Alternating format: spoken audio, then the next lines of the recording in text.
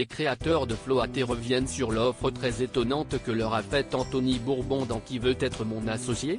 Ce mercredi 25 janvier, et dévoilent comment a évolué leur entreprise depuis l'émission.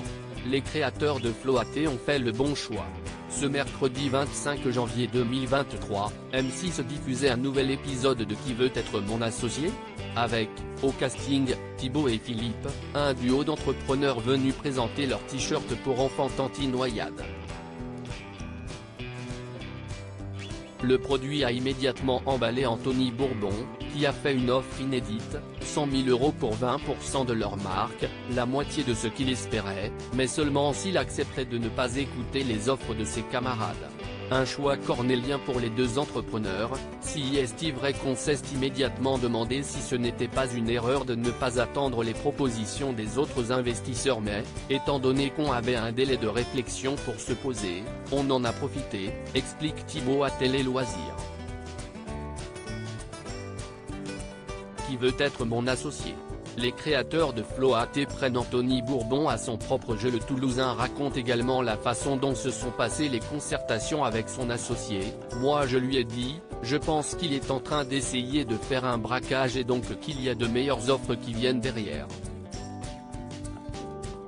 Et Philippe a répondu, justement, servons-nous de ce braquage pour prendre Anthony Bourbon à son propre jeu et lui demander de s'aligner sur notre valorisation.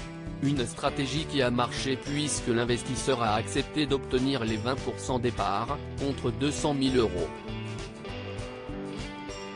Heureusement qu'on a eu ce temps de réflexion pour pouvoir retourner la situation à notre avantage, se félicite Thibaut, qui assure que le risque pour eux était, tout de même très limité. En y réfléchissant, on s'est dit qu'on avait très bien négocié. Et on voit bien que les autres investisseurs n'attendaient qu'une chose, si qu'Anthony dise qu'ils ne s'alignaient pas, pour qu'ils puissent parler à leur tour, remarque-t-il. Les premiers clients de Floaté seront livrés au mois de mars une fois ce juteux marché conclu. Thibaut se réjouit de voir Floaté poursuivre son bout de chemin, notamment grâce à une première campagne de prévente à succès sur la plateforme de financement participatif, Ulule. On a même dépassé notre objectif. L'entrepreneur confirme aussi que la fabrication des t-shirts est en cours et que les premiers clients seront livrés au mois de mars, donc tous ceux qui passent commande jusqu'en mars seront livrés avant l'été. S'ils regrettent de s'être positionnés trop en retard pour que l'on trouve leurs équipements dans les rayons des grandes surfaces de sport cette année, tout cela devrait être mis en place pour 2024.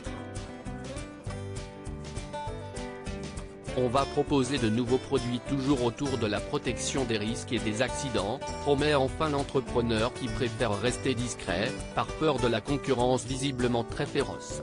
À lire aussi Qui veut être mon associé ? Que devient Nelly de Beauty Mix ? Le coup de cœur de Jean-Pierre Nadir.